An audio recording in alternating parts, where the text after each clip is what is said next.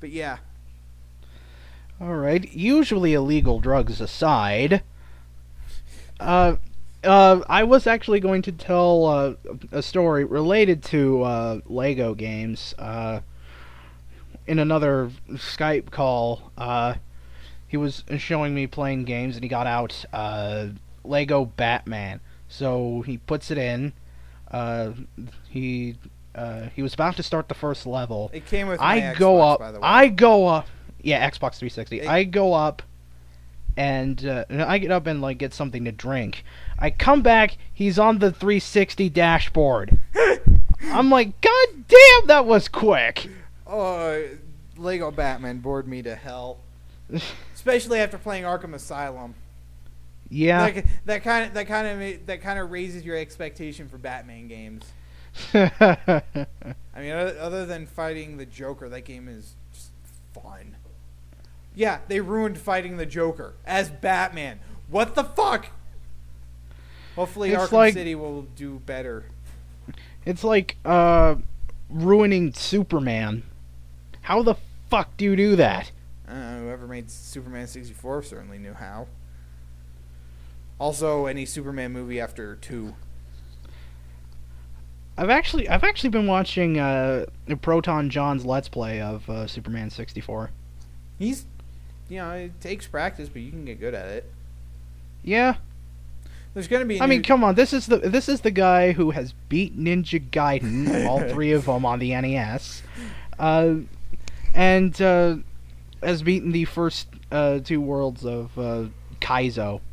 Yeah, that kind of requires some elite gaming skills. There's gonna be a new Superman movie. Seriously? Yeah, and there's not gonna be a new Kick-Ass movie. And there's gonna be a new Spider-Man reboot. We already knew that for like a year. Yeah. Well, you would think that there would be more Spider-Man movies because there's a bunch. There, if you look at the comics, there are a ton of Spider-Man villains. Well, the thing is, Spider-Man's a very accessible superhero. He's in high school. He has to deal with both crime fighting and class and a job. Feels the Deadpool, Green Lantern, and Deadpool movies. I cannot wait for the Deadpool movie. I am an avid Deadpool fan. He's my second favorite comic character. The first being, of course, Batman. Goddamn Batman. Okay. If I had the decision between getting free video games for life or meeting the actual Bruce Wayne Batman, I would meet Batman. I'll be willing to pay for video games if it meant meeting Batman. Plus, if I become friends with him, he can just throw a little money my way, get me the video games. Anyway, fanboyism aside. Speaking of movies, you saw one recently. I've seen Battlefield LA and Sucker Punch between these two blogs. All right, let's start with Battlefield LA. It was a straightforward. It was a straightforward action movie. I thought it was going to be around as bad as Skyline was, which Skyline was terrible. But Did we actually do a blog where you reviewed Skyline? I don't think you did. If we didn't, I give it a half of a blue brain out of 5. It doesn't even get a full one. But Battlefield LA avoided what a lot of action movies do, and it was mostly action. There was, the characterization was there, but it wasn't in the dialogue. It was mostly through the actions, which a lot of action movies nowadays fall into the talking part. So it ended up a very good movie. It was the only thing I didn't like about it was a blatant commentary on oil. And I don't want that in my sci-fi movies. Not unless you're gonna be a bit more forward about it. So, I give it 4.5 laser guided missiles out of 5. Laser-guided missiles. That's actually in the movie. And it was accurately portrayed in the movie. All right, the second movie. Sucker Punch. Which... All right. Explain about that. That also was a good movie, heavy on the action. I shouldn't have seen it with family, though. I should not have seen it with family. It's one of those movies, huh? Yeah, it's a good movie. See it with your good friends or something. Just don't see it with family. Were you dragged to this by family, though? Kind of, yeah. Kind of like the whole Jackass 3D thing? Yeah, well, that was just with one family who I don't mind watching this crap with. My uncle I can watch Tosh.0 with. I can't watch Tosh.0 with my mom and sister. And if you've ever seen Tosh.0, you know why. But I'm glad it's basically that's like a web soup thing, but more less appropriate. But less appropriate. There we go. The one thing I'm glad that the one thing I'm glad about seeing it with my family is that we didn't drag my youngest sister. We just dragged the middle child. So out of my two sisters, the youngest one is 12. All right, I've already had to sit through watching Year One with her. And if you've ever seen that movie, you know for a fact it barely scraped by with a PG-13 rating. Oh yeah. But no, I did like Sucker Punch. It was a good movie. I give it 4.5 mini skirts out of 5. Because that was about 90% of the movie, huh? Kind of, yeah.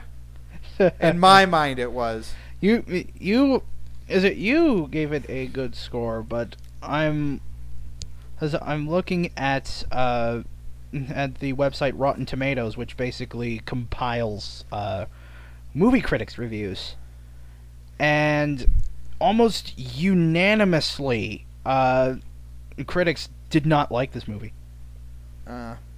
Okay, if you're going to be taking recommendations between me and a movie critic who does that for his job, I would go with the movie critic's opinion. So, take what I say as you will. There's on the fresh-o-meter, as it would be, it's rotten. A score of 20%. I thought it was pretty good. It didn't really have any pacing issues. It was a good story. It was a good story. It had plenty of action, mini skirts. The mini skirt aspect kind of pushed my opinion of it, but you tacked like a full star onto that just because of that. It's called the mini skirt star. Of course. Technically, it'd be a mini skirt because I gave it 4.5 mini skirts out of 5. But that is anyway, this tangent. But then the mini skirts would be stars. Yeah. In the official system, this is getting out of hand. Yeah. All right. Let's just move on. Moving on. You showed me something like a couple days ago that is entirely full of win. Would you explain what it is that was full of win? Can you explain what it is that was full of win? Because I'm blanking right now. Are we talking about Casey Haynes? Yes. Okay. First of all, everyone who's ever been bullied, raise your hand. My hand is currently high in the air. I have about 1.5 hands up. Yeah. From 6th to 9th grade, I was bullied up until I knocked a kid out. I'm not proud of knocking that kid out, but it did stop my bullying problem. Well, you knock a kid out, you gain a fucking reputation. Yeah. No, he stole my money. I punched him. He got knocked out from that punch. I didn't find out until like my suspension was up. They didn't bother to tell you that. No, you were suspended. I didn't know because I had to leave. I had to get picked up by family then because my suspension started then, and it didn't last until I didn't get back until the next Monday, because it was 2 days, and that happened on Wednesday. But anyway, Casey Haynes, probably one of the biggest heroes of the internet right now. Like Jbizzo and myself, he's kind of a bigger, fatter kid. Which, although I probably couldn't do what he did. That takes a little strength. No, that takes both strength and balls to do. Yes. So basically, just like us, he'd been, tormented by bullies quite a bit. Enough to contemplate suicide. That's how bad it was.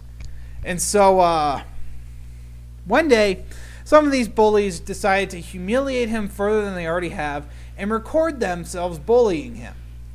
And lulls will occur when there's a video camera on. My asshole meter is just flashing.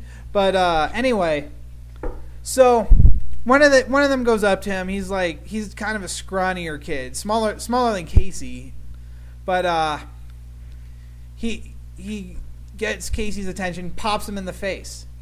That was the only punch he managed to get in, because Casey blocked every subsequent punch, which is like 5 more punches, and the kid tried faking him out and doing all these moves and jumping back and forth, Street Fighter style. And so finally Casey snaps after blocking one of the punches. He full body picks this little shit up, throws him to the ground. It's like he's been training for the WWF or something. Oh my god, this kid, he kind of did what I did. He ended the bullying in one fell swoop, because like 2 other guys who were clearly bigger than him started getting up in his face, and he just walked away. So by the way, this all takes place in Australia, and everyone in Australia is tough as hell. So if this kid's tougher than the other kids who are tough already, my voice is cracking because it's been a while since I've had something to drink. But anyway, water, not anyway. So this kid got interviewed. Casey did, and he explains how bad it was, and his parents were shocked to see how badly he was being bullied, because he would. They went up to punch him without fear of retribution. And so my favorite part of the interview is when he's asked, "Do you think you overreacted?" Flat, no. That's when I realized this kid is my new hero. Even though he's like 3 years younger than me, he's my new hero. But the school. Here's the real shit stick in this story. There are 2 shit sticks in this story. The second one is when they interviewed the bully, because this became an internet phenomenon. They're gonna interview both, and the bully tried to make it seem like he was the one being bullied. He was attacked unprovoked. It's like if you were playing Phoenix Wright, you're playing like the first case or something. Yeah. You just come up with some complete bullshit. But trust me, I'm against child abuse in all its forms, but if that scrawny little kid who was being a bully was my kid, I would have beat him. And I honestly think people who beat their kids are terrible. I do not like people who would stoop that low, and I would stoop that low because of that, because bullying does do a lot of psychological damage to people. The only reason I'm a happy-go-lucky guy all the time, but that's because it's a self-defense mechanism. If not, I probably would not be here right now, because it does get bad. But anyway, I'm getting kind of emotional. That was the second shit stick. What's the first? The first one was that they both got suspended, and Casey got a harsher sentence than the bully, thus proving that zero-tolerance policies do not work. Because they end up punishing those who defend themselves more than those who are attacking others, and I know that as well. People like to say, if I ever see someone getting bullied, I'll step in to help them. But that doesn't happen. Nobody helps them. Not fellow students, not teachers, not deans, not principals. Nobody helps the kids being bullied. And then when they finally stand up for themselves, they're punished. So what's that say about us as a society? What it says is we're fucking stupid.